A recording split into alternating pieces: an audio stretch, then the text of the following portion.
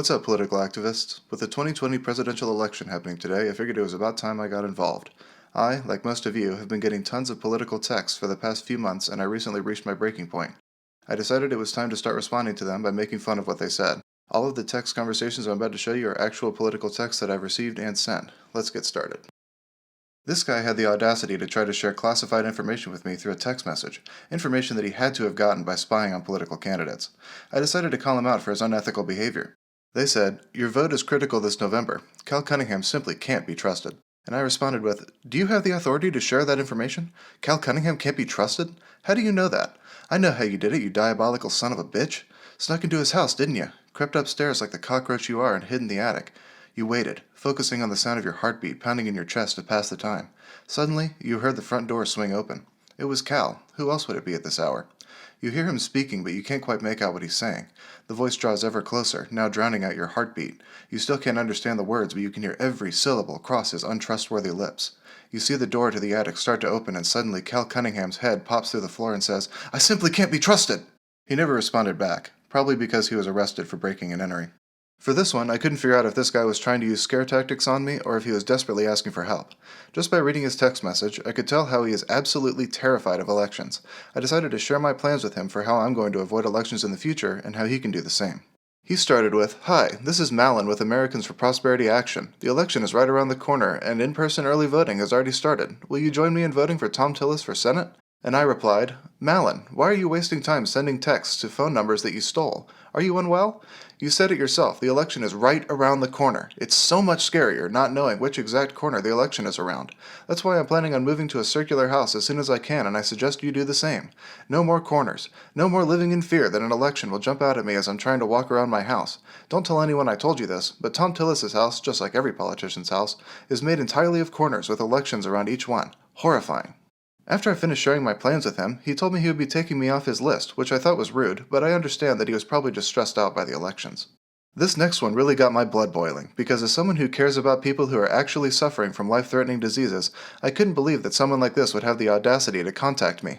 This person started with, "Hi, I am Michelle for SFLA. We're conducting a short public opinion poll and would love to have your thoughts. Can you take this short quiz and make your voice heard right away?"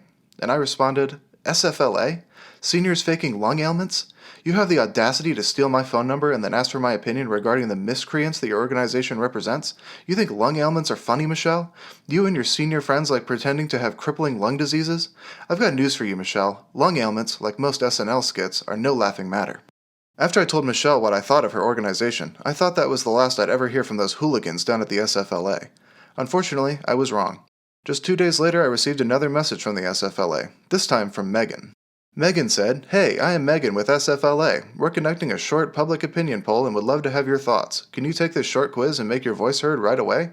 And I replied, "This isn't the first time I've dealt with the SFLA, Megan. You and your band of Munchausen afflicted seniors need to stop trying to get me to respond to your poll. The contempt I hold for your organization of seniors faking lung ailments will bring the results of your poll crashing down.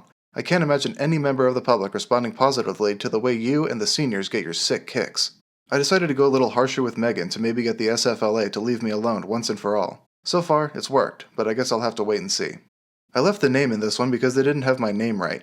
I've received a lot of political texts this year, but this is the first one where I felt like the sender was having an existential crisis. I decided it was my duty to help her out. She said, "Hi, I'm Debbie, a volunteer with the North Carolina Democrats. You have a choice in this election, and you don't have to wait for election day to vote. Is this James?" And I responded, "Am I James? I don't know. Are North Carolina Democrats James? Is anyone really James, Debbie? Does anyone really have a choice in any election or any aspect of their lives, Debbie? Answer me, Debbie! You've been asleep for so long, Debbie! Wake up, Debbie! Wake up! There's no free choice and there's no James, Debbie! This is all a dream and everything is already planned. You've been in a coma for years and it's finally time to wake up, Debbie!"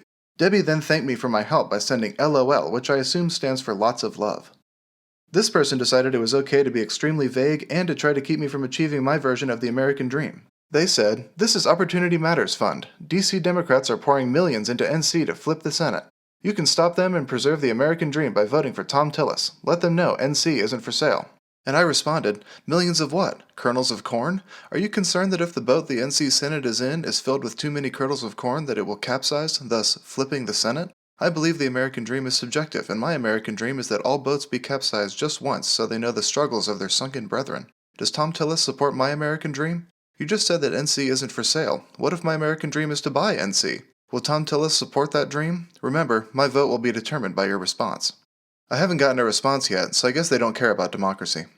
In my opinion, this next one is the best political text I received because I think the sender accidentally hinted that the politician they support leads a secret double life as a warrior. They said, "We need a warrior who will stand up for NC and fight for us, not DC. Tillis will work with Trump and fight for NC. Tillis is endorsed by President Trump and is fighting to cut taxes, fight against illegal immigration, and cut burdensome regulations." And I responded, "I've never seen Tom Tillis in a full gladiator outfit, so I can't confirm that he's a warrior at all, let alone the warrior we need. Although, now that you mention it, I've never seen Tom Tillis and a warrior in the same room. If you can get me a picture of Tom Tillis dressed as a warrior, I'll vote however you want me to vote. I just figured that I can't call myself an informed voter if I don't know everything about the candidates." Anyway, that was a look at some political texts I've gotten and how I responded to them. I hope you enjoyed this video. If you did, be sure to like the video and click the subscribe button. Share it with your friends and family if you thought it was funny, and if you didn't, share it anyway to annoy the people closest to you. Thanks for watching.